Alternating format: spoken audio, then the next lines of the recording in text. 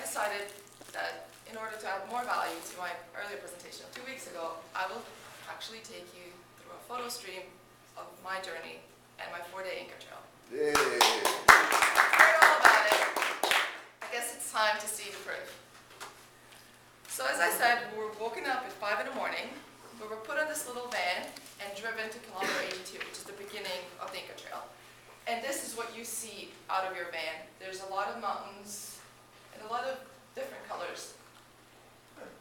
That's the official start of the Inca trail. The funny thing is, there's actual people here with with big cameras, and what they do is they want to try to take your picture, because later on they'll want to sell it to you. Yes. But I mean, if you have your own camera, there's no point of paying money for that.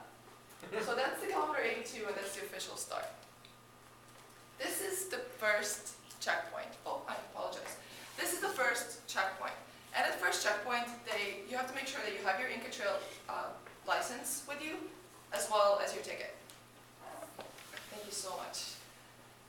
And that's the little footbridge that you, after you pass the checkpoint here, you would go across the footbridge. And that's Urubamba River underneath.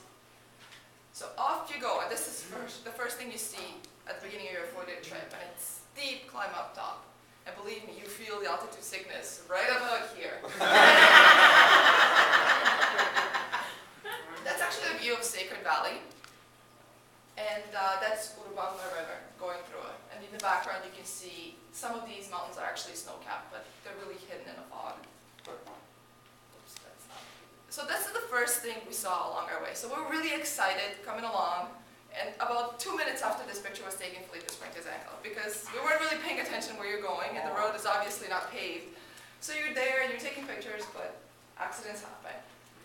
That's the temple, and what it was used for, it was sort of a stop where messengers and people traveling would stop to take a rest. This is the first ruin we came across. It is called Patayacta, and it was an agricultural city. So these are all farming terraces.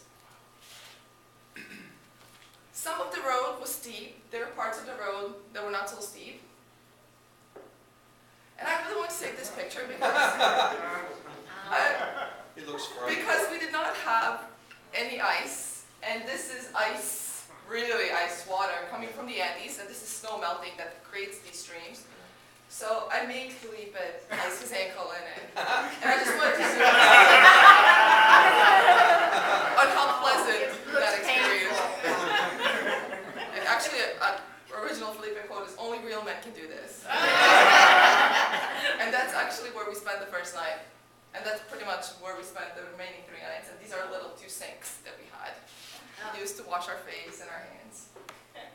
Off to day 2. Day 2 starts off like this. It's very green, very pretty. A lot of fog, always, in the morning. You can see it's lush, tropical forest. I was not feeling well at all. Because once this is starting to climb up, and you do not feel good if you start feeling the effects of altitude sickness. But it's beautiful, so it sort of takes away from how you're feeling, because you're constantly looking around and you feel you're stuck in the middle of the Lord of the Rings movie. Because there's so much green around you, there's so much water. But very soon as you start climbing up, the vegetation changes. And we go from really, really green, bright green, to brown. And then you go to brown with no oxygen. So at this point, I'm holding on for dear life, and that's the highest point of our trip. And usually people don't stay here for a long time, because staying here for a long time, the lack of oxygen would accentuate any effects of altitude sickness. How high? 4,200 meters? About 4,200, 4,250. That's 12,000. About 12,000 feet. Wow. The feet or meters? It's 4,000 meters. 4,000 meters. So this, I just wanted to give you some comparison. Just as you're coming up, that's on the left, you'll see the picture of it coming up. And on the other side, you're just looking at the picture coming down. It's just as steep coming up as it is going down. So I really could not understand, why are we going all the way up if we're just going to go right back down? But that's the part of the experience. And at this point, you saw that was all the same day. I was wearing shorts at the beginning of the day. Here, I'm wearing rain gear because it's raining and it's really cold. So the temperature drops down by 10 degrees Celsius, and the vegetation changes significantly. And I shouldn't be complaining. I didn't carry anything Look at this poor guy. Do you see this? He's carrying about 30 kilos of gear. Ooh. What time of the year was this? This was April 29th, exactly. So 30th, I guess. Winter. So, on to the third day. The third day on the left, this is the first ruin, Brancatai, we came across. This is very interesting. This is actual natural formation rock, and these little rocks were put on by Inca people on top. And even though you cannot see the Salcantay mountain behind it, it is an exact replica of the Salcantay mountain that's found behind it. And how would they actually know how to do that? It's still unknown to the researchers. And that's the big picture of it. So the actual mountain is right behind it, and if you stay far behind, you would actually see the exact same outline.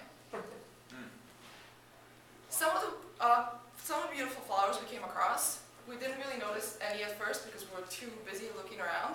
But after a while, you start paying more attention to details. And Machu Picchu Trail is famous because it has about at least 1,000 different archetypes along its way.